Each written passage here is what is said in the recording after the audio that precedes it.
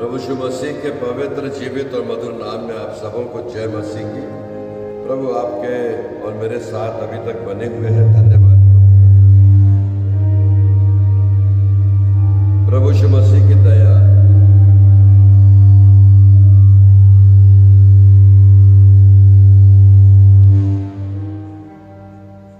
और उसकी कृपा के लिए शब्दों में हम जितना धन्यवाद दें वो कम है।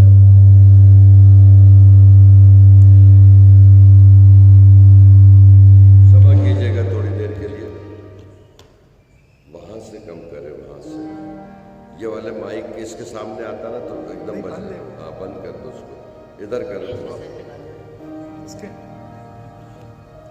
इसके बीच तरफ में कर देना। प्रभु आपको और मुझको सुरक्षित बनाए रखा, इसके लिए लाखों लाख धन्यवाद।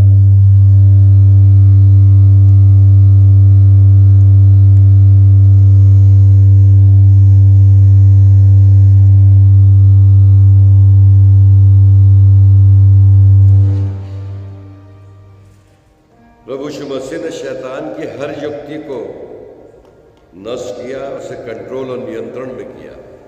ये बाधाएं आती रहती हैं, लेकिन इन बाधाओं से प्रभु यीशु मसीह न कभी विचलित हुए और न प्रभु के लोगों को कभी विचलित होना चाहिए।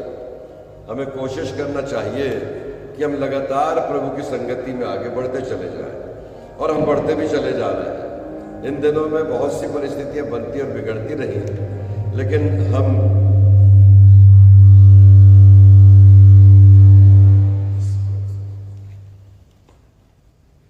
शैतान के कारण से विचलित नहीं हुए। हमारा ध्यान भटकाने की कोशिश तो उसने किया, लेकिन हम कभी भी उसके नियंत्रण से, उसके अंतर्गत हमने काम नहीं किया। क्षमा कीजिएगा, थोड़ा डिस्टर्ब हो रहा है, लेकिन आप मेरे साथ बने रहिए। थोड़ी देर का डिस्टर्बेंस है। शैतान कोशिश करता है कि हमारे कामों में व्यवधान डाले, रुकावट डाले।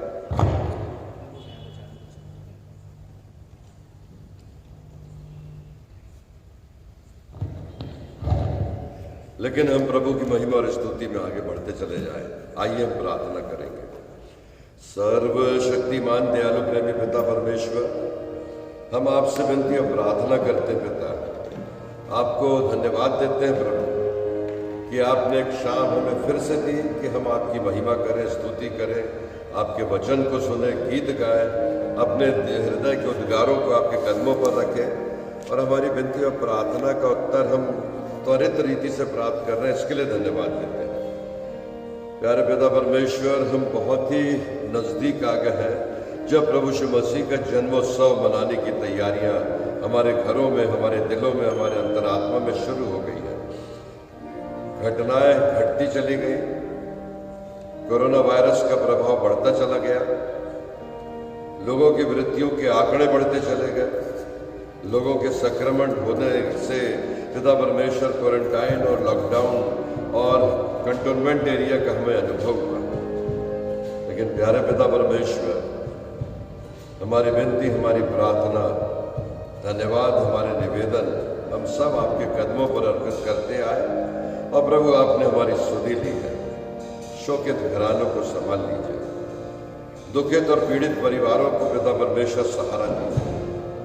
जो भटक गए हैं, जो भ्रम में हैं, जो गुमराह हो रहे हैं, जिनके जीवन में विश्वास की अगर कोई कमी हो रही हो, तो इन दिनों में हम आपसे विनती और प्रार्थना करते कि हमारा विश्वास उनके विश्वास को कम न होने दें। क्योंकि प्यारे पिता परमेश्वर, आपने कहा है कि कमजोर और दुर्बल लोगों को, जो आध्यात्मिक और आत्मिक रूप से कमजोर है, उन्हें संभालते रहो, उनके लिए प्रार्थना करते रहो, उनके लिए विनती करते रहो, उनके लिए मानते रहो। आपने कहा मैं तुम्हें सुन करके, तुम्हारी प्रार्थनाओं को सुन करके उत्तर दूंगा। प्रभु आपको धन्यवाद। हमारी विनती, हमारी प्रार्थना अपने उद्धारकर्ता, मुक्तिदाता प्रभु यीशु मसीह के नाम से मांगते पिता, सुनिए और दया से ग्रहण कीजिए। आमीन। गीत नंबर 467, 467। गीत नंबर 467।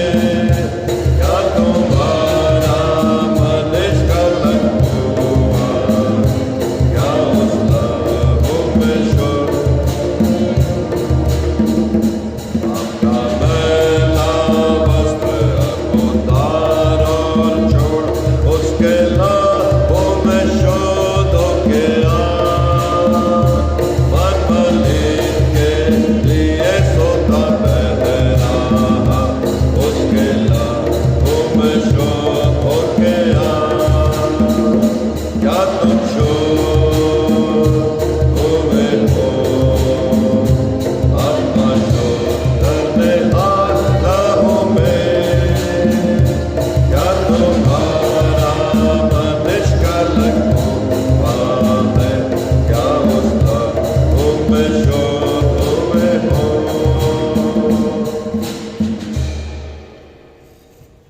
एक अननोन पर्सन ने गीत लिखा, तेरे घर में हे प्रभु कौन सुरक्षित रहेगा। गीत नंबर 409, गीत नंबर 409।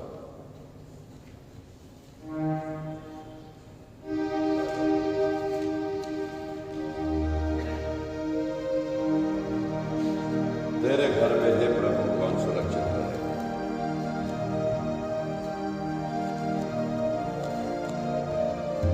जाऊंगा पास।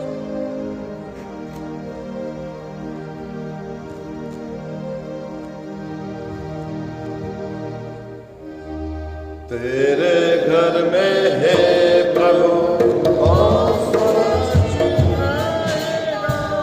कौन पवित्र पर्वत पर चढ़ेगा।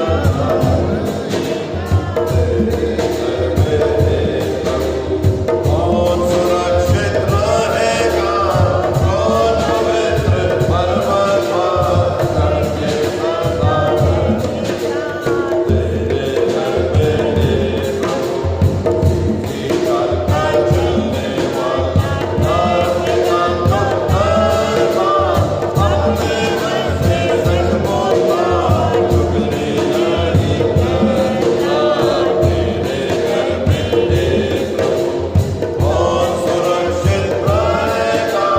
कौन पवित्र पर्वत पर चढ़ के सदा रहेगा।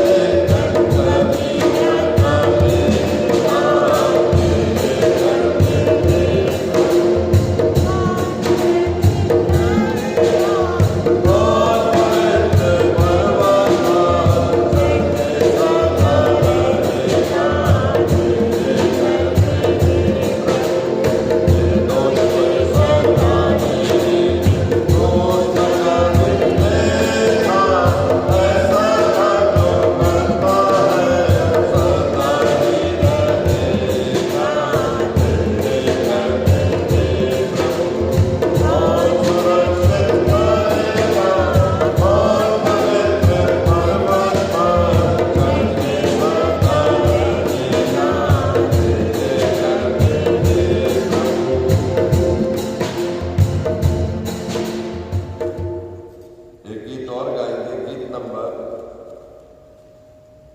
480।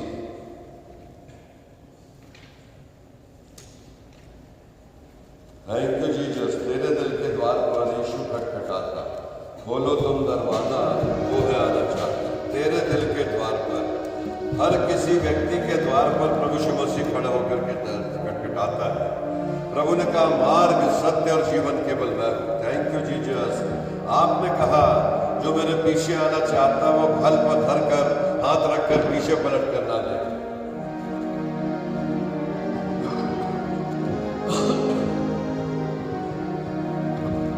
और तेरे दिल के द्वार पर यीशु खटखटाता, खोलो तुम दरवाजा, वो है आना चाहता। तेरे दिल के द्वार पर यीशु खटखटाता, खोलो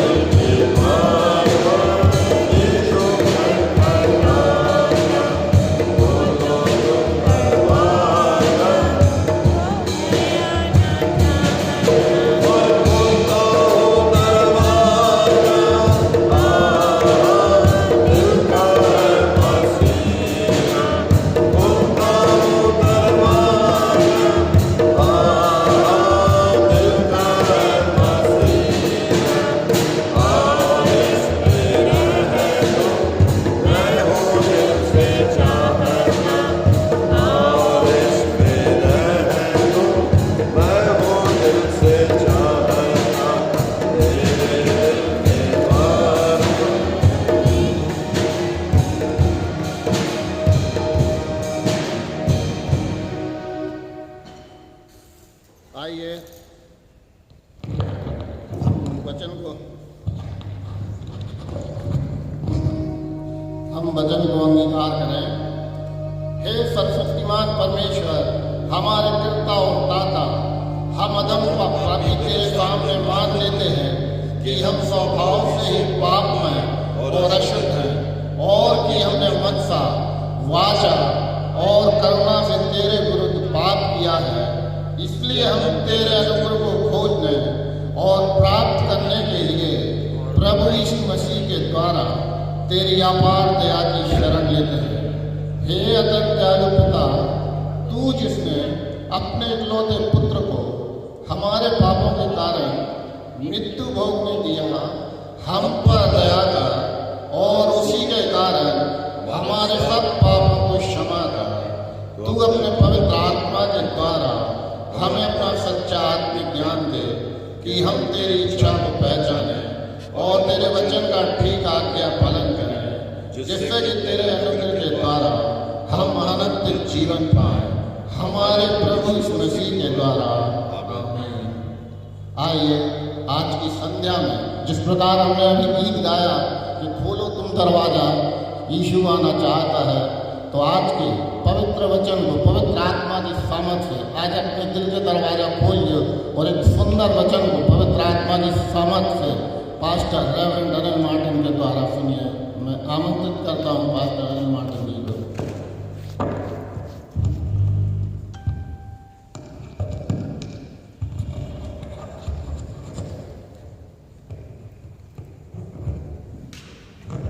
thank you Jesus, thank you Lord. धन्यवाद प्रभु। परमेश्वर को धन्यवाद देते हुए, स्तुति करते हुए, प्रशंसा करते हुए भजन संहिता 15, तेरे तंबू में कौन रहने पाएगा, उसको गीत को गाया। तेरे घर में है प्रभु कौन सुरक्षित रहेगा? वो जो सीधी चाल चलता है, वो जो अपने पड़ोसियों की निंदा नहीं करता, वो दूसरों के दुख में आनंदित नहीं होता परंतु उनके दुख में जाकर के उनकी सहायता करता है, जो अपना रुपया ब्याज पर नहीं देता और ब्याज पर अपने रुपयों को न देने के साथ परमेश्वर के भय को मानना उसके जीवन की प्राथमिकता होती है। प्रभु अपने वचन के द्वारा से आपको और मुझको अनुग्रहित करना चाहता है। आइए आज के जो मनन का विषय है वो हमको मिलता है यूहन्ना रचित सुसमाचार, उसका 9वां अध्याय और उसकी 35वीं आयत से, जहाँ पर आत्मिक स्पिरिचुअल ब्लाइंडनेस, आत्मिक अंधेपन के विषय में बताया गया। यीशु ने सुना कि उन्होंने उसे निकालकर बाहर कर दिया है, तो उससे मिलकर उसने कहा, क्या तू मनुष्य के पुत्र पर विश्वास करता है? क्या तू मनुष्य के पुत्र पर विश्वास करता है? उसने उत्तर देते हुए कहा, वह कौन है? वो कौन है प्रभु कि मैं उस पर विश्वास करूं?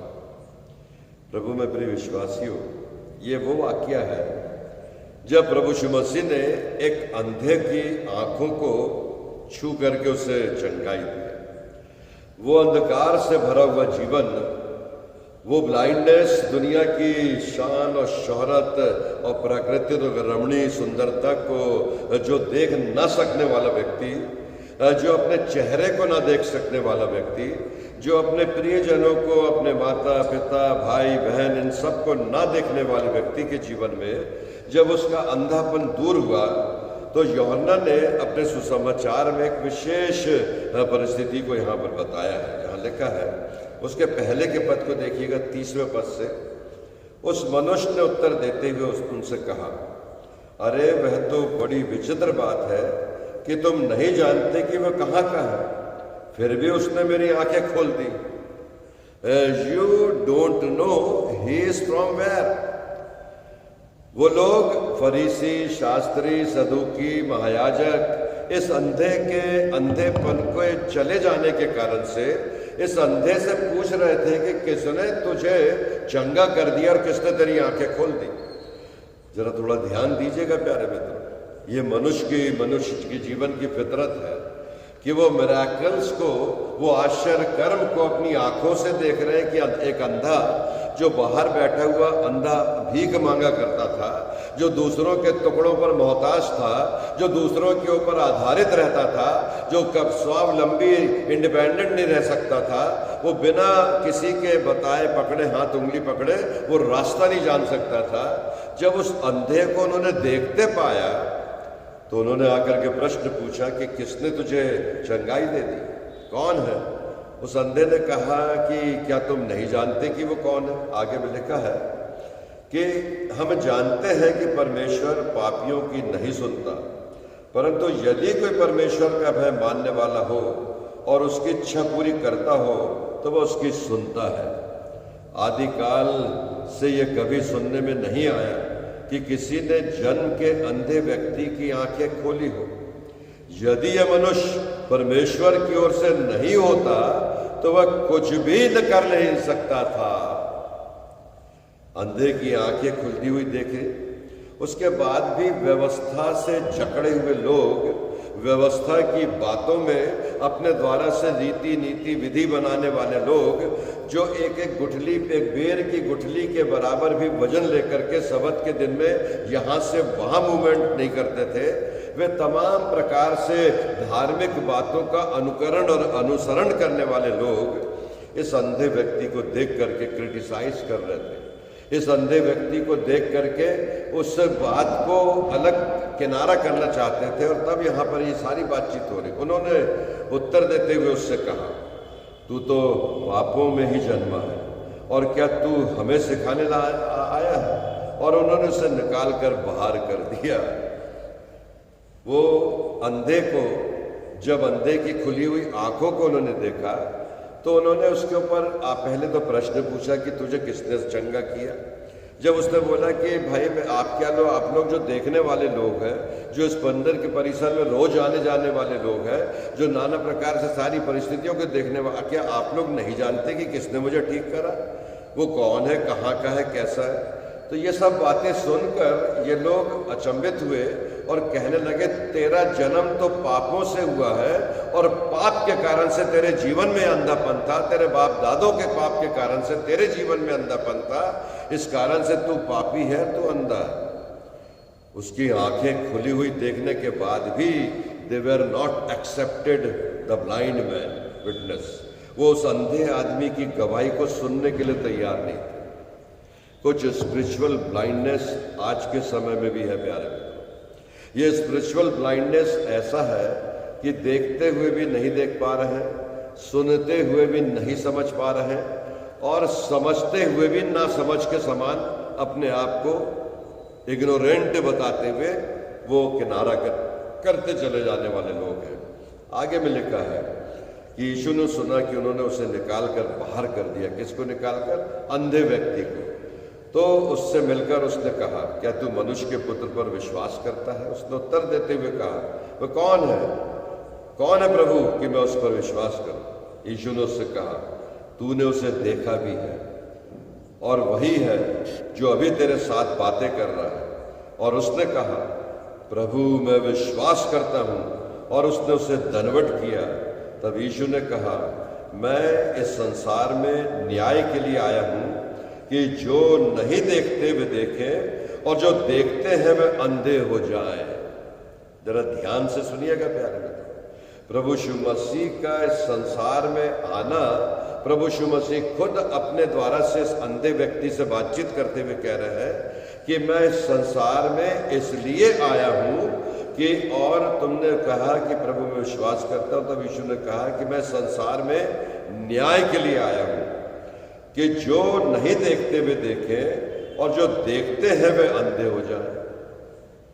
देखते हुए भी अंधे हो रहे हैं, एफबी लाइव पर सुनते हुए भी धीरे धीरे धीरे इग्नोरेंट करते चले जा रहे हैं। होते होते होते होते इसका प्रभाव लोगों के जीवन में कम होता चला जा रहा है, क्योंकि लगातार परमेश्वर का वचन सुनने के आदी नहीं है। संडे की संडे आदी थे, संडे की संडे अब मंडे, ट्यूसडे और वेडनेसडे और थर्सडे भी आने लगा, तो कब तक सुने? अरे वही बाजी साहब, वही बातें, वही बाइबल, वही नहीं। Every day the will of God, परमेश्वर की इच्छा को जानने के लिए परमेश्वर का वचन कह रहा है मैं इसलिए आया कि न्याय करूंगा, और न्याय करने का जो आधारभूत जो मापदंड होगा वो मापदंड ये होगा कि वो आंखें रखने वाले लोग जो देख रहे हैं, जो सुन रहे हैं, जो जान रहे हैं, जो मिरेकल्स देख रहे हैं, उसके बाद भी इनके जीवन में अंधापन बना हुआ है। और जो अंधे हैं, परमेश्वर का पुत्र उनकी आंखों को खोल रहा है। वे जो पिछले हैं वो अगले होते चले जा रहे हैं, जो अगले हैं वो पिछले होते चले जा रहे हैं। परमेश्वर के वचन में आगे फिर लिखा है, फरीसियों में से कुछ उसके साथ थे। ये बातें सुनकर उन्होंने उससे कहा, क्या हम भी अंधे हैं? यीशु ने उनसे कहा, यदि तुम अंधे होते तो तुम में कोई पाप ना होता। अब तुम कहते हो कि हम देखते हैं, इसलिए तुम्हारा पाप बना रहता है। अगर तुम अंधे होते तो तुम पापी नहीं ठहरते, क्योंकि तुम देख नहीं पा रहे थे। लेकिन अब तुम देख रहे हो और देखने के बाद भी वैसा ही आचरण कर रहे हो जैसा एक अंधा व्यक्ति करता है। जैसे वो ब्लाइंड स्टिक टेकता हुआ चला जा रहा है, उसको मालूम नहीं कि रास्ता किधर है, उसको मालूम नहीं कि कार किधर खड़ी है, उसको मालूम नहीं कि दहलीज है, उसको मालूम नहीं कि वो सीढ़ी के ऊपर चढ़ना है। प्रभु में मेरी विश्वासी, ये स्पिरिचुअल ब्लाइंडनेस इस दुनिया में बढ़ते चली जा रही है। ये मूर्खता का परिचय जितना ज़्यादा इंटेलेक्चुअल क्लास हो रहा है, जितना ज़्यादा बुद्धिमान व्यक्ति हो रहा है, जितना ज़्यादा धनाढ्य व्यक्ति हो रहा है, जितना ज़्यादा संपन्नता उसके जीवन में आ रही है, जितना ज़्यादा वो वैभव और पद और प्रतिष्ठा और लालसा में जीवन जी रहा है, उतना ही ज़्यादा वो परमेश्वर की साथ की संगति से दूर हटता चला जा रहा है।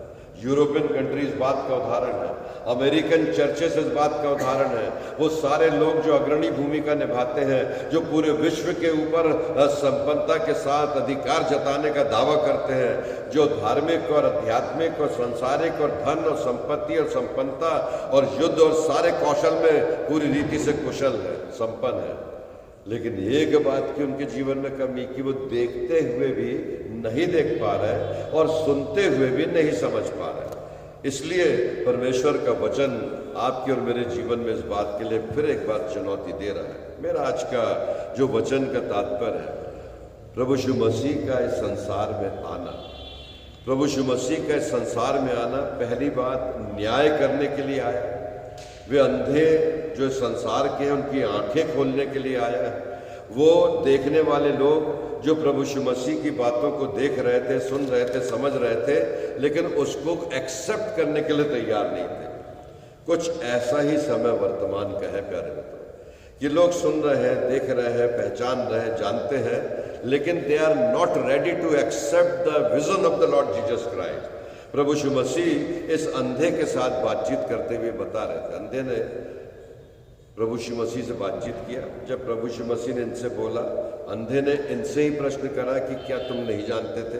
फिर प्रभु यीशु मसीह ने अंधे से बातचीत किया, और प्रभु यीशु मसीह से जब बातचीत करने लगा तो बोले, प्रभु मैं नहीं जानता कि कौन है, किसने मुझे ठीक किया। तब प्रभु यीशु मसीह अपना इंट्रोडक्शन खुद देते हैं कि आई एम द पर्सन, मैं परमेश्वर का पुत्र। और वो कहता है कि मैं आपको देख करके विश्वास करता हूं, क्योंकि मैं अंधा था और आपने मेरे अंधेपन को इस संसार में दूर कर दिया। पर्सनल, इंडिविजुअल, व्यक्तिगत encounter with the Lord Jesus Christ. जब प्रभु यीशु मसीह का संपर्क इस अंधे से हुआ तो उसका सांसारिक अंधापन, शारीरिक अंधापन दूर हुआ। साथ ही जो आध्यात्मिक अंधापन था, जो ये कुरीति और व्यवस्था पालन करने वाले लोग उसके साथ उसके ऊपर मढ़ते चले जा रहे थे, इन बातों से भी उसके जीवन में छुटकारा मिला।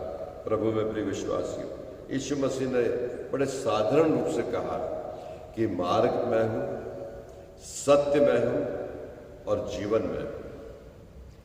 मार्ग पर चलना सरलता से, उस मार्ग पर चलते हुए सत्य से आपकी पहचान होगी, और जब सत्य मिल जाएगा तो जीवन का आनंद लेने के लिए सत्य आपको प्रोत्साहित करेगा, ऊर्जा देगा, एप्रिशिएट करेगा। और किसी दूसरे के द्वारा इस संसार में सैल्वेशन न आया और न कभी आ सकेगा।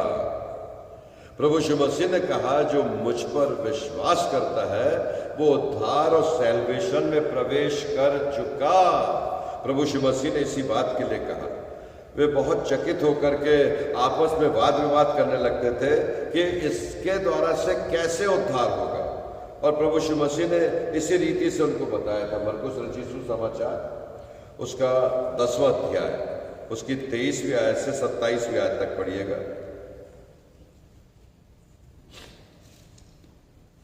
यीशु ने चारों ओर देखकर अपने चेलों से कहा, धनवानों का परमेश्वर के राज्य में प्रवेश करना कैसा कठिन है। धनवानों का परमेश्वर के राज्य में प्रवेश करना कैसा कठिन है। चेले उसकी बातों से अचंभित हुए। चेले बहुत अचंभित हो गए कि प्रभु कैसा कह रहा है कि धनवान व्यक्ति परमेश्वर के राज्य में प्रवेश नहीं कर सकते। हाँ, इस पर यीशु ने फिर उनसे कहा, हे बालकों, जो धन पर भरोसा रखते हैं उनके लिए परमेश्वर के राज्य में प्रवेश करना कैसा कठिन है। जो धन पर भरोसा रखते हैं, जो बल पर भरोसा रखते हैं, जो सांसारिक पद और प्रतिष्ठा पर भरोसा रखते हैं, उनका परमेश्वर के राज्य में प्रवेश करना कैसा कठिन है। सुई के नोक में से ऊंट का निकल जाना सरल है, लेकिन एक धनवान व्यक्ति का परमेश्वर के राज्य में प्रवेश करना बड़ा कठिन है। धनवान होना पापी होने का प्रमाण पत्र नहीं है, लेकिन अनैतिक रूप से और अनफेयर मीन से जो धनवान बनता है, उसके रास्ते जब अलग होते हैं तो उसके चरित्र में भी परिवर्तन आ जाता है। उसके चरित्र में भी इस अनफेयर मीन्स का प्रभाव दिखने लगता है। ये अनरीति से कमाए हुए धन का प्रभाव दिखने, वो दम बड़ा घमंडी हो जाता है। उसके जीवन में बहुत सी बातों में धन के कारण से, संपन्नता के कारण से वह सबको नीची दृष्टि से देखता है। वो अपने आप में ऊंची कॉलर करके चलता है, और बहुत सी बातें हैं जो उसके जीवन में परिवर्तन के रूप में दिखाई देती है। आगे पढ़िए। परमेश्वर के राज्य में धनवान के प्रवेश करने से ऊंट का सुई के नाके में से निकल जाना सहज है। वे बहुत ही चकित होकर आपस में कहने लगे, तो फिर किसका उद्धार हो सकता है। तो फिर किसका उद्धार हो सकता है, उन्होंने चकित होकर के यीशु मसीह से पूछा। यीशु ने उनकी ओर देखकर कहा, मनुष्यों से तो यह नहीं हो सकता। मनुष्यों से तो ये हो नहीं सकता। मनुष्यों से नहीं हो सकता मतलब चाहे भारतवर्ष हो, चाहे इंडोनेशिया हो, चाहे ब्रिटेन हो, चाहे इंग्लैंड हो, चाहे अमेरिका हो, चाहे इथोपिया हो, चाहे मेलबर्न हो, चाहे सिडनी हो, चाहे ऑस्ट्रेलिया हो, चाहे न्यूजीलैंड हो, मनुष्य सारी दुनिया में भरे हुए। मनुष्य से तो ये हो नहीं सकता, चाहे वो डॉलर कमाते हो, चाहे यूरो कमाते हो, चाहे दिनर रिदम कमाते हो, चाहे कुछ भी कमाते हो, मनुष्य के तो ये हो नहीं सकता। तो क्या हो सकता, आगे पढ़िए। परंतु परमेश्वर से हो सकता है, क्योंकि सब कुछ हो सकता है। परमेश्वर से everything possible in this world. परमेश्वर से सब कुछ हो सकता है। हमारी तीर्थ यात्राएं, हमारे धार्मिक स्थलों में जाना, हमारे दान देकर के अस्पताल, स्कूल, अनाथ आश्रम, विधवा आश्रम, वृद्धाश्रम कुछ भी बना देना, कोड़ी आश्रम बना दो, ये हमारे धर्म के काम परमेश्वर के राज्य में प्रवेश करने का सर्टिफिकेट नहीं है। ये बहुत स्पष्ट रीति से बताया गया। आगे पढ़िए। पतरस उससे कहने लगा, देख हम तो सब कुछ छोड़कर तेरे पीछे हो लिए। हम तो सब कुछ 27 पद हो गए। हाँ, हम तो सब कुछ तेरे पीछे छोड़ करके हो लिए हैं। प्रभु कहते हैं कि जिसने सब कुछ छोड़ करके मेरे पीछे हो लेने का काम किया है, उसने कहीं हजारों गुना प्रतिफल प्राप्त कर लिया। 45वां पद पढ़िएगा इसका, इसी अध्याय का। क्योंकि मनुष्य का पुत्र इसलिए नहीं आया, मनुष्य का पुत्र इसलिए नहीं आया कि उसकी सेवा टहल की जाए, कि उसकी सेवा टहल की जाए, परंतु इसलिए आया, कि आप सेवा टहल करें। और बहुतों ये अंतर है प्यारे मित्रों। वो भभूत नहीं चाहता, वो सुगंध नहीं चाहता, वो फूलों की मालाएं नहीं चाहता, वो नाना प्रकार के बलिदान नहीं चाहता, वो आपके शरीर का काट करके ब्लड चढ़ाना नहीं चाहता। वो आपके शरीर को दुख दे करके आपके संताप से वो उद्धार नहीं देता। मनुष्य का पुत्र, परमेश्वर का पुत्र इस जगत में केवल इसलिए आया। Now this Sunday is the thanks giving Sunday. धन्यवाद का रविवार है प्यारे मित्र, और धन्यवाद परमेश्वर को देने का है कि प्रभु आपने हम पापियों से ऐसा प्यार किया कि अपना एक लौता बिगॉटन सन, एक लौता पुत्र मेरे और आपके पापों के लिए दे दिया।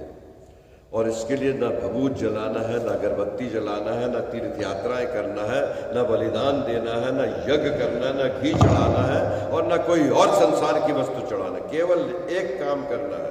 जब अंधे को प्रभु यीशु मसीह ने आंखें दिया और प्रभु यीशु मसीह का एनकाउंटर इस अंधे से हुआ, तो अंधे से प्रभु ने पूछा कि क्या तू देखना चाहता है? You wanted to know the who is the deliverer. तू चाहता है कि कौन है मैं परमेश्वर का पुत्र? बोले यस लॉर्ड, मैं चाहता हूं। बोले मैं हूं, आई एम द लॉर्ड। उसने कहा प्रभु मैंने विश्वास कर लिया, क्योंकि आपने मेरी आंखों को चंगाई दे दी। मैं अंधा था, देख नहीं सकता था दुनिया कैसी है, लोग कैसे हैं, मेरी माँ कैसी है, मेरा भाई कैसा है, मेरी बहन कैसी है। मैं देखने लगा इतना सुंदर प्राकृतिक सौंदर्य जो चिड़ियाओं की चिड़चिड़ाहट में सुनता था, जो पशुओं की चिल्लाहट में सुनता था, ये सब देखने लगा। कौन लोग मुझे प्रेम करते थे, कौन लोग मुझसे द्वेष रखते थे, कौन लोग मेरा मजाक उड़ाते थे और कौन लोग मेरा आदर करते थे, मैं सब देख पा रहा हूं प्रभु। और जैसे ही एनकाउंटर हुआ तो उसने कहा yes I believe on you Lord Jesus Christ, मैं आपके ऊपर विश्वास करता हूँ। प्रभु यीशु मसीह ने कहा एक धनवान का स्वर्ग के राज में प्रवेश करना, एक धनवान का उद्धार पाना उतना ही कठिन है कि एक सुई के नाके में से ऊंट का निकल जाना। प्रभु में मेरी विश्वास है जिसने हमारे उद्धार करता प्रभु यीशु मसीह को इस संसार में ग्रहण किया, उसने सब बातों में अपने आप को सैल्वेशन के लिए दे दिया। तीतुस ने अपनी पत्री में लिखा, तीतुस 3 उसका 5 से 6 पद निकाल कर पढ़िएगा।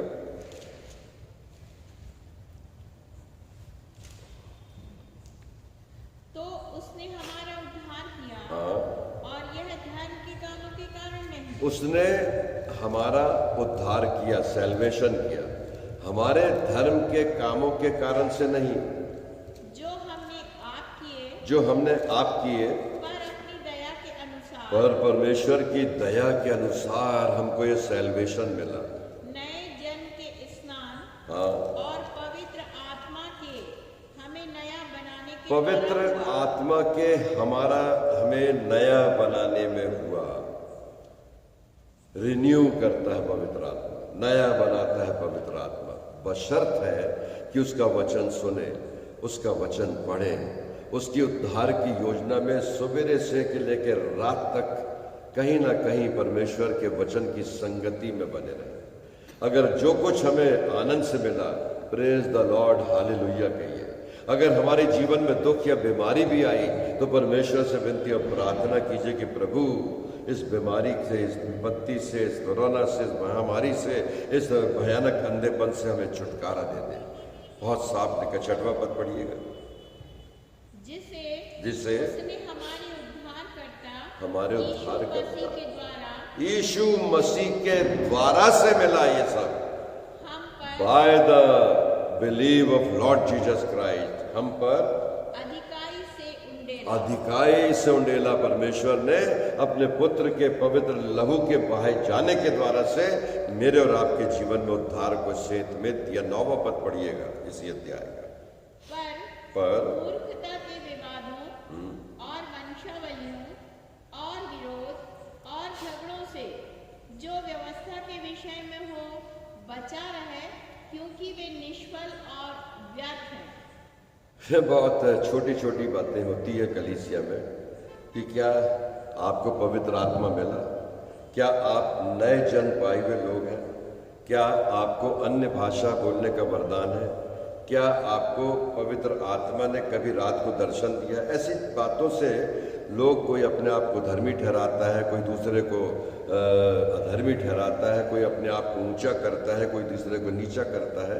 इन बातों से सचेत रहने के लिए परमेश्वर का वचन कहता है। इन बातों के तर्क से कहीं ऐसा ना हो कि तुम सामने वाली प्रतिष्ठा जो परमेश्वर के पुत्र ने आपके जीवन में और मेरे जीवन में विदाउट एनी रिलीजियस परफॉर्मेंस, बिना हमारे धर्म के कामों के उसने हमें सेत मेत प्रदान किया। This is the grace of the Lord. परमेश्वर का अनुग्रह है जो मिच पापी के जीवन के लिए उसने बहुतायत से प्रकट किया। अब मैं अन्य भाषा बोलता हूँ कि नहीं बोलता हूँ, अब मैं पवित्र आत्मा का वरदान पाया हूँ कि नहीं पाया हूँ, अब मुझे नए जन्म का अनुभव है कि नहीं है, अब मैंने डुबकी का बपतिस्मा लिया है कि नहीं लिया है।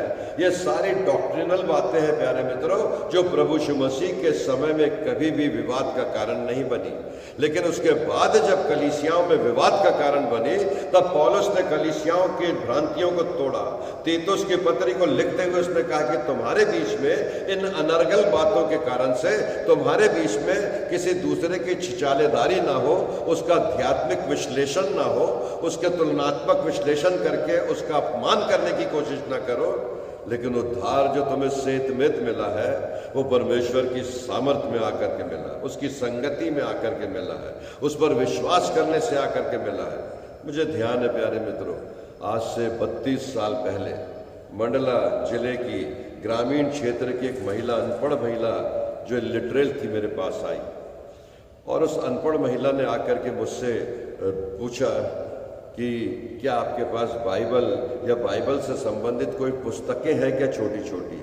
मैंने उससे बोला कि क्या आप पढ़ना जानती, क्योंकि उसकी वेशभूषा देख करके मैं समझ गया था कि वो ग्रामीण क्षेत्र की महिला है और ग्रामीण क्षेत्र की महिला को लिटरेचर, बाइबल और ट्रैक्ट्स अगर मैं दूं तो इसका सदुपयोग करेगी कि दुरुपयोग करेगी। मैंने उससे पूछा क्या तुम पढ़ना जानती हो? बोले मैं पढ़ना नहीं जानती हूँ। तो मैंने कही बाइबल और ट्रैक्ट्स ये क्यों ले मांग रही हो? बोले मैं अपने गांव में अकेली विश्वास करने वाली महिला हूँ जो यीशु मसीह के ऊपर विश्वास करती है। मुझे पढ़ना नहीं आता, मुझे लिखना नहीं आता, लेकिन मेरा एक व्यक्ति के साथ में एक बार बातचीत हुई और प्रभु यीशु मसीह के बारे में मैंने जाना। उस प्रचारक ने आके मुझे प्रभु यीशु मसीह के बारे में बताया। मेरे शरीर में दुर्बलता थी, मैं बहुत कमज़ोर थी, मैं बीमार थी, घर में लकवा के मारे पड़ी थी। उसकी प्रार्थना से मेरे जीवन में चंगाई मिली और मुझे जीवन में प्रभु यीशु मसीह का अनुभव हुआ। जब मुझे अनुभव हुआ तो मैं प्रभु यीशु मसीह के बारे में लोगों को बताने लगी। जब मैं गांव में बताने लगी तो लोगों ने मुझे गांव से बाहर कर दिया। बोले तुम जाओ, ये गांव में रहने के लायक नहीं, क्योंकि तुम यीशु मसीह को मानने लगी हो और हम लोग तो दूसरे देवताओं की पूजा करते हैं। मंडला के पास डिंडोरी जगह है प्यारे मित्रों, उससे गांव से बाहर एक झोपड़ी में रहने के लिए मिला। उसने यीशु मसीह की फ़ोटो कहीं से ले आई, मिल गई उसको, वो यीशु मसीह की फ़ोटो रख लेती थी और फोटो के पास बैठ करके वो केवल यीशु मसीह चंगाई दे, यीशु मसीह ठीक कर, यीशु मसीह ये कर। होते होते प्यारे मित्रों उसको चंगाई का वरदान मिल गया। लोग गांव में कोई बीमार होता तो उसको पता लगता है कि वो महिला प्रार्थना करती तो उसके पास जाते, वो प्रार्थना करती और वो चंगा हो जाता। लोग आते, वो प्रार्थना करती, वो चंगा हो जाता। उसको बहुत ज्ञान नहीं था बाइबल का, वो बाइबल पढ़ना नहीं जानती थी। केवल यीशु मसीह के नाम से वो प्रार्थना करती थी और बोलती थी यीशु मसीह तुमको ठीक कर दे, और लोग ठीक हो जाते थे। धीरे धीरे धीरे धीरे उस गांव में बहुत से लोग इस महिला को प्रार्थना करने वाली और चंगा करने वाली महिला के रूप में जानने लगे। वो महिला मेरे पास आई और बोले मुझे ट्रैक्ट दे दो, बाइबल दे दो। मैंने उसको दिया। बोले कुछ पढ़ने वाले लोग उसको पढ़ लेंगे तो उनको शायद प्रभु यीशु मसीह के बारे में पता लगे। प्रभु में प्रिय विश्वासी हो, ना वो नया जन्म जानती थी, न पवित्र आत्मा जानती थी, न वो डुबकी का बपतिस्मा जानती थी, न बाय चाइल्ड बैप्टिज्म जानती थी, लेकिन उसके जीवन में प्रभु यीशु मसीह का एनकाउंटर हुआ था, उसको उद्धार मिला था। उस अंधे की आंखों को यीशु मसीह ने खोल दिया था। आंखें रखने वाले अंधे पूरी दुनिया में बहुत से मिल जाएंगे प्यारे मित्रों, लेकिन ऐसे अंधे जो प्रभु यीशु मसीह के एनकाउंटर के बाद जब चंगे होते हैं तो फिर वो विवाद नहीं करते हैं, वो उद्धार और सैल्वेशन में प्रवेश कर चुके। वो प्रभु यीशु मसीह के साथ किंगडम ऑफ हेवन में उनको एंट्री मिल गई और वो परमेश्वर के लोग बिना किसी विवाद के बिना किसी पद के, लालसा के, धन के, संपत्ति के, प्रतिष्ठा के, केवल एक बात करते हैं कि जो यीशु मसीह ने जाकर के लोगों के बीच में सेवा दिया, वो सेवा को पूरी करने की कोशिश करते हैं। सुभाष भाई पढ़ेंगे 2 तीमुथियुस की पत्री, उसका पहला अध्याय, उसकी 9वीं और 10वीं आयत। 2 तीमुथियुस उसका पहला अध्याय, उसकी 9वीं आयत से 10वीं आयत तक।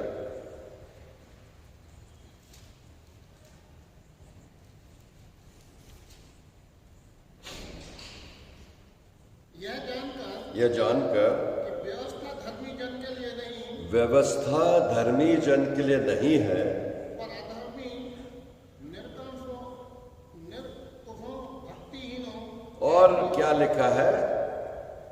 हाँ निर्कुशों, हाँ, भक्तिहीनों, भक्तिहीनों, पापियों, पापियों, अपवित्र हाँ, और अशुद्ध मनुष्य, और अशुद्ध मनुष्यों के लिए व्यवस्था है, ताकि जब व्यवस्था के सामने जब हम खड़े होते हैं तो हम आईने के सामने खड़े होते हैं, और आईने के सामने जब खड़े होते हैं तो हमको पता लग जाता है यहाँ काला लगा, या पीला लगा, या लाल लगा, या होंठ में ऐसा है, या बाल ऐसे है।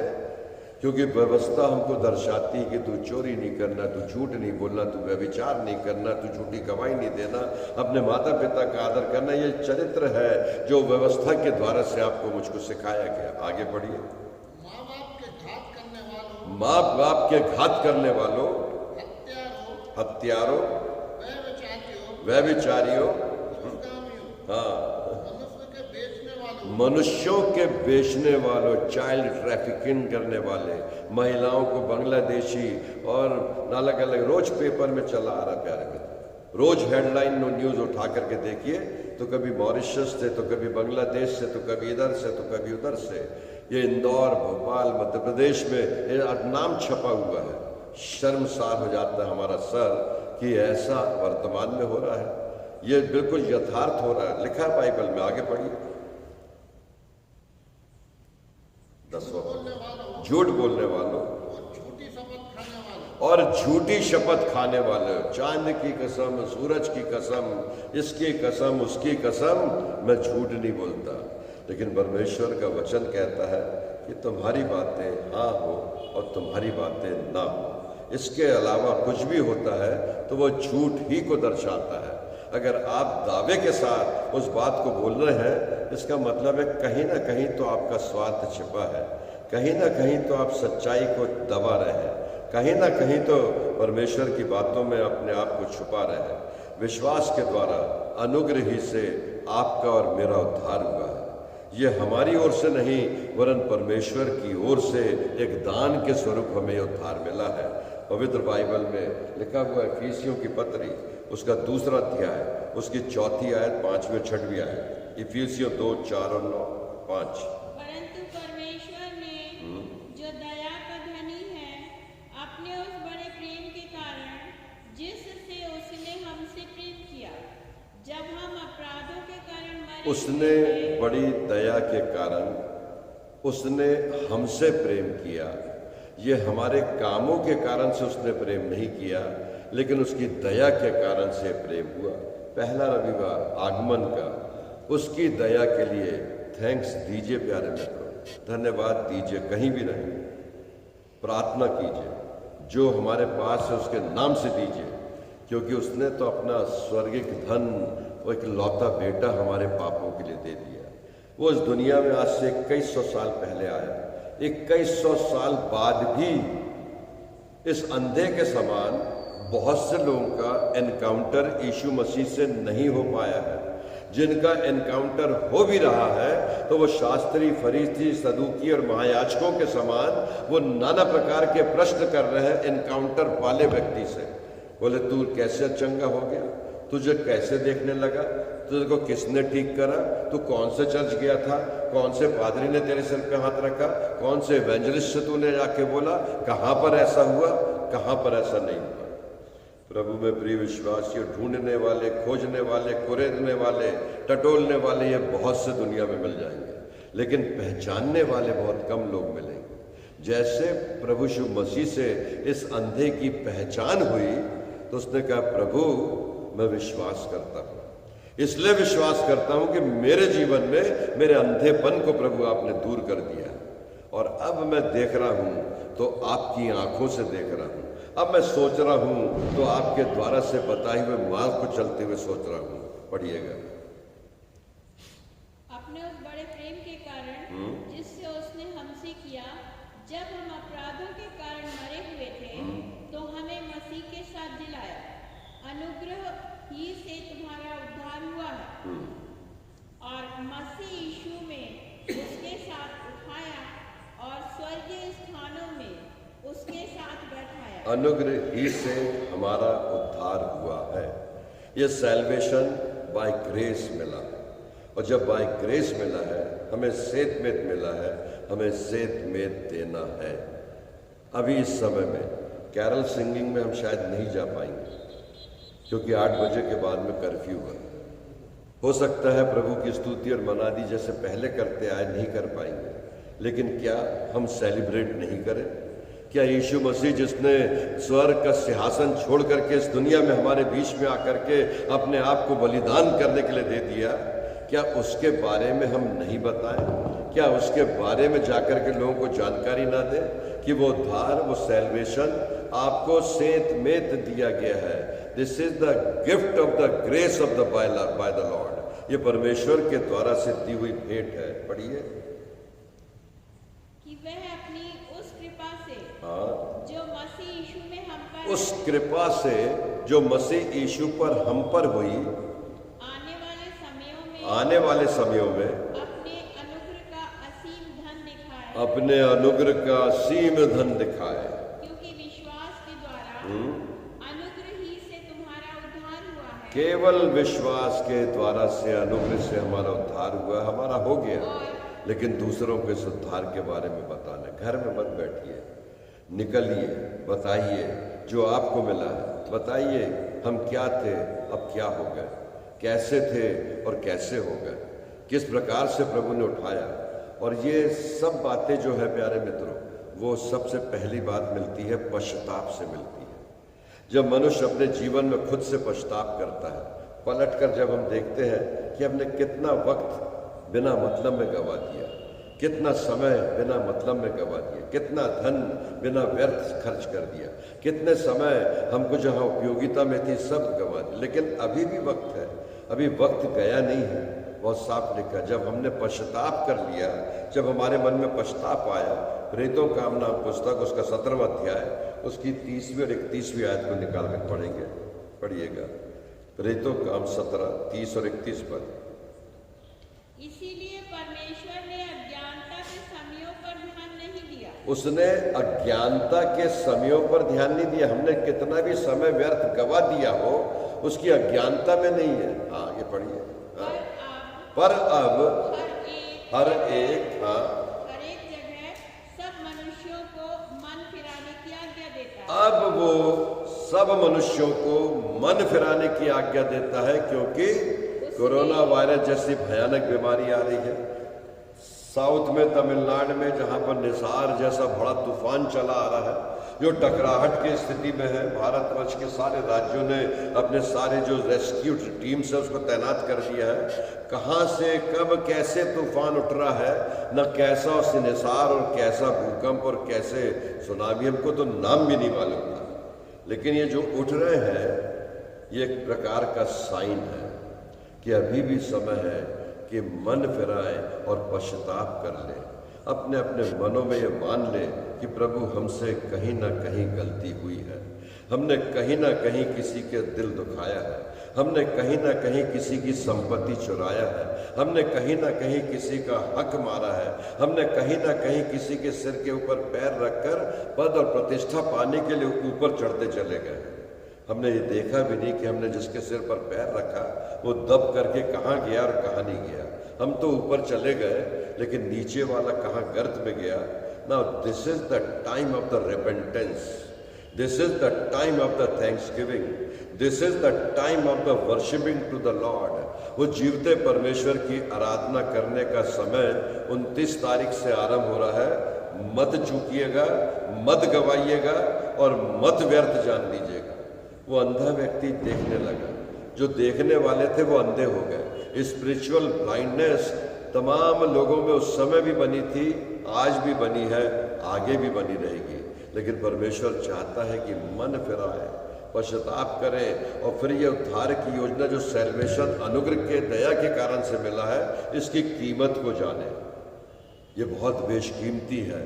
ये प्रभु यीशु मसीह एक लौते बेटे के लहू बहाए जाने के द्वारा मिला है। हम बहुमूल्य रक्त के बहाए जाने के द्वारा से खरीदे गए हैं। हमारी पहचान प्रभु के नाम से हुई है। पढ़िएगा अगला पर। क्योंकि उसने एक दिन ठहराया है जिसमें वह उस मनुष्य के द्वारा धर्म से जगत का न्याय करेगा। एक दिन ठहराया है जिसमें वो सब मनुष्य का धर्म से न्याय करेगा। अंधे से प्रभु यीशु मसीह ने केवल एक ही बात कहा। क्या कहा? क्या तू मुझे जानता है? वहां लिखा है। यीशु ने सुना कि उन्होंने उसे निकालकर बाहर कर दिया। किसको? अंधे को निकालकर बाहर कर दिया। तो उससे मिलकर उसने उससे कहा, क्या तू मनुष्य के पुत्र पर विश्वास करता है? Are you believe the son of God, son of man, मनुष्य के पुत्र पर?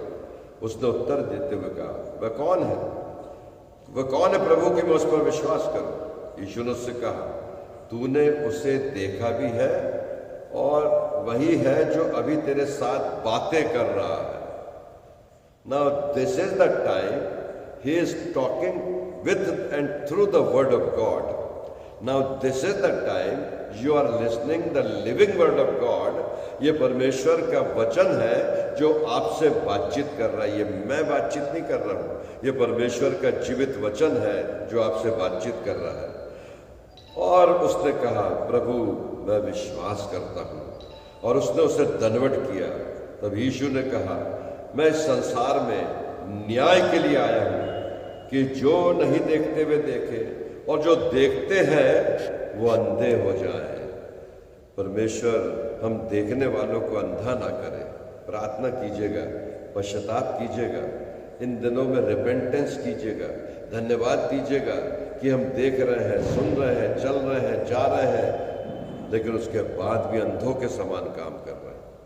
इसलिए वचन में लिखा है, जिसके पास है उसे और दिया जाएगा और जिसके पास नहीं उससे वो भी ले लिया जाएगा। ये धन संपत्ति, ये मटेरियलिस्टिक थिंग, भौतिकवाद के विषय में नहीं लिखा है, ये स्पिरिचुअल थिंग्स के बारे में लिखा है। जिसके पास विश्वास है उसे और दिया जाएगा, और दिया जाएगा, वो भर दिया जाएगा। क्यों? क्योंकि जब आप टीवी खोलते हैं तो सास बहू या ये वो सीरियल खोलने के लिए नहीं, उसमें बहुत से चैनल प्रभु यीशु मसीह का वचन प्रचार करने के लिए भी आ रहे हैं। अगर आप इंटरनेट खोलते हैं, इंस्टाग्राम खोलते हैं, व्हाट्सएप खोलते हैं, तो परमेश्वर के वचन लगातार आपके पास आते हैं। गंदे बातें भी आती हैं और अच्छी बातें भी आती हैं। लेकिन कहाँ हमारा ध्यान है, कहाँ हमारा आकर्षण है, कहाँ हमारा लगाव है, कहाँ पर हमारी सोच है, ये सब बातें दिखाई देती इस समय में। प्रभु में भी विश्वास जो दिस इज द टाइम कि हम अपने आप को परख लें। परमेश्वर चाहता है, क्योंकि उसने कहा है कि मनुष्य का पुत्र इस संसार में न्याय करने के लिए आया है, कि देखने वाले अंधे हो जाएं और अंधे हैं वो जो देखने लगे। परमेश्वर अपने वचन के ऊपर बहुतायत से आशीष दे। आपके और मेरे जीवन में लगातार उसकी स्तुति और महिमा होती रहे। ये पहला रविवार परमेश्वर के दया और परमेश्वर के अनुग्रह में हम बिताए। अंतिम पद भजन संहिता की पुस्तक उसका 34वां अध्याय और उसकी 18वीं आयत निकाल कर पढ़ेंगे। प्रभु नहीं चाहता कि कोई नाश हो, वरन सबके परमेश्वर का धन उसको सबको मन फिराव के लिए समय मिले। भजन संहिता यहोवा, यस, परमेश्वर यहोवा टूटे और पिसे हुए मन को तुच्छ नहीं जानता। वो उनके और पिसे हुओं का वो उद्धार करता है। परमेश्वर टूटे और पिसे हुए मन को तुच्छ नहीं जानता, वरन पीसे और टूटे हुए लोगों का उद्धार करता है। हम मिलकर के एक और गीत गाएंगे, बचा लेना प्रभु यीशु हमारे प्राण। क्या गीत नंबर देखिएगा? 369 बचा लेना प्रभु यीशु हमारे प्राण।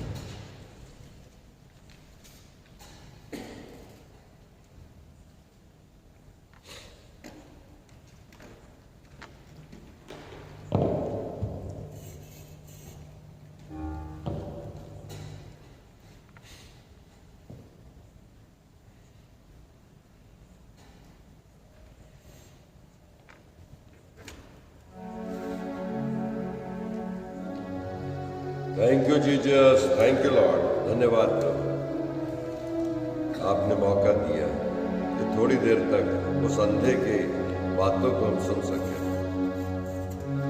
बचा लेना, बचा लेना प्रभु यीशु हमारे प्राण। बचा लेना, बचा लेना प्रभु यीशु हमारे। आए बहकावे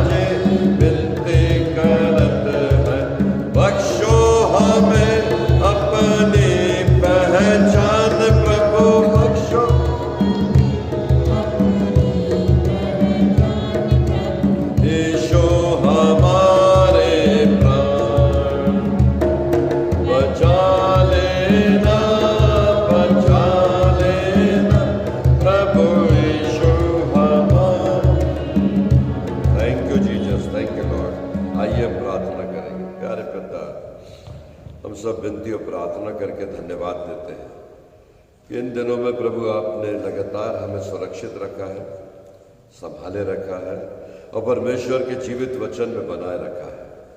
पिता परमेश्वर, कलीसिया रूपी परिवार, प्रभु यीशु मसीह के पीछे चलने वाले लोग और जो प्रभु यीशु मसीह को नहीं मानने वाले लोग हैं, उनके लिए भी हमारी विनती और प्रार्थना लॉर्ड जीसस कि वे सत्य, मार्ग और जीवन को पहचान सके।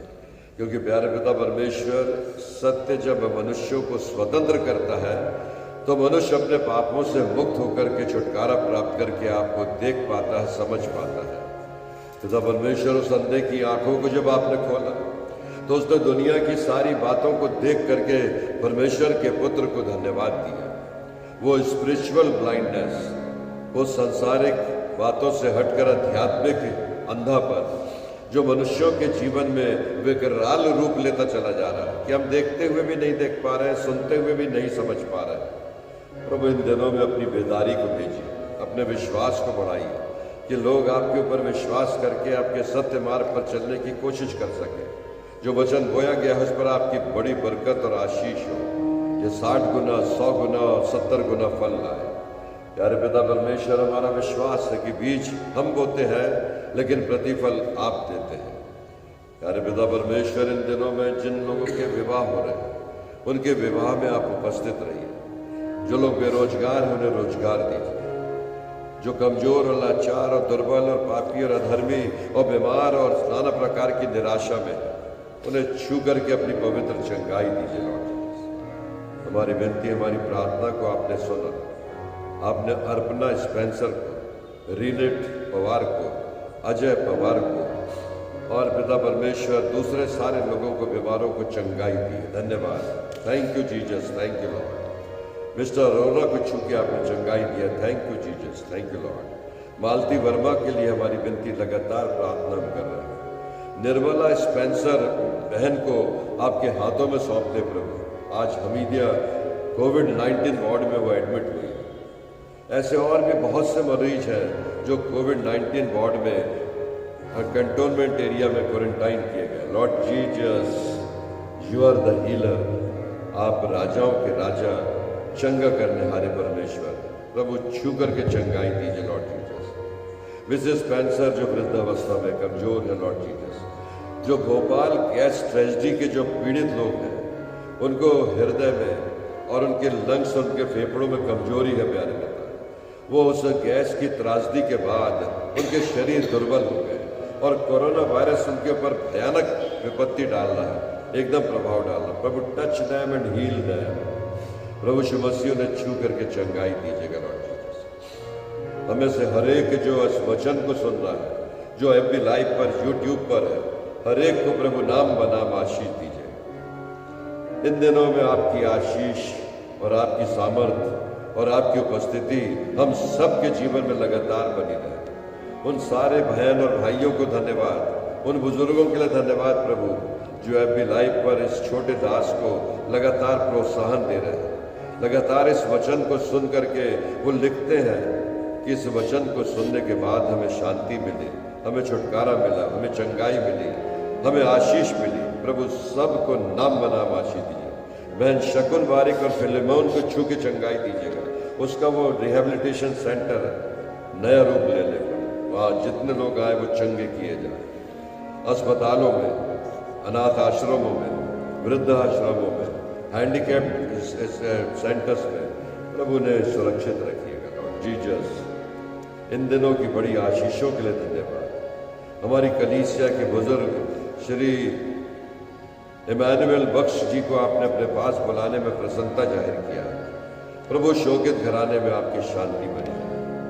हमारे आदरणीय बिशप महोदय के लिए, हमारे आदरणीय सिनोडिकल काउंसिल के सदस्यों के लिए, हमारे आदरणीय पासवानों के लिए, हमारे आदरणीय दानदाताओं के लिए, हमारे आदरणीय सारे पंचायत के सदस्यों के लिए, हर एक उन विश्वासियों के लिए जो दान देते हैं, प्रार्थना करते हैं, रात और दिन हम पापियों के लिए प्रार्थना करते हैं, सबकी सुधि लीजिएगा प्रभु। ये दिन प्रभु यीशु मसीह के जन्मोत्सव के दिन है।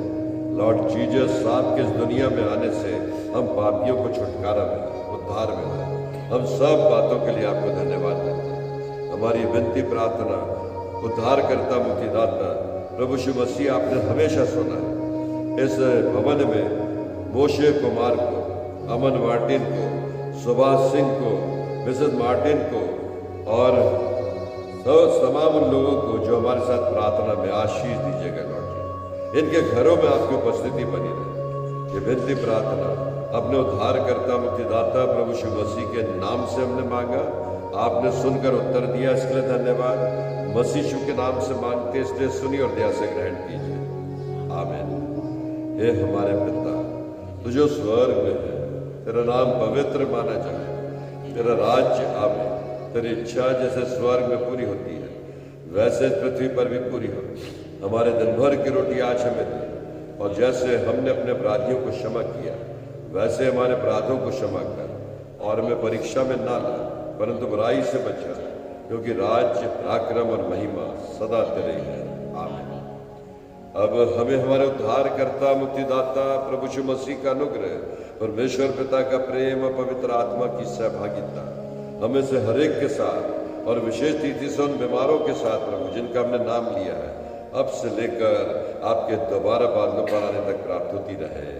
आमीन। आप सबों को जय मसीह की। थैंक्स संडे रविवार के दिन में जरूर जहां भी हैं प्रभु के भवन में जाएं और घुटने टेक कर आंखें बंद करके यीशु राजा के लिए धन्यवाद दें कि उसके आने से इस दुनिया का अंधकार मिटा। वो ज्योति जब दुनिया में चमकी तो अंधकार जाता रहा। आप सबों को जय मसीह।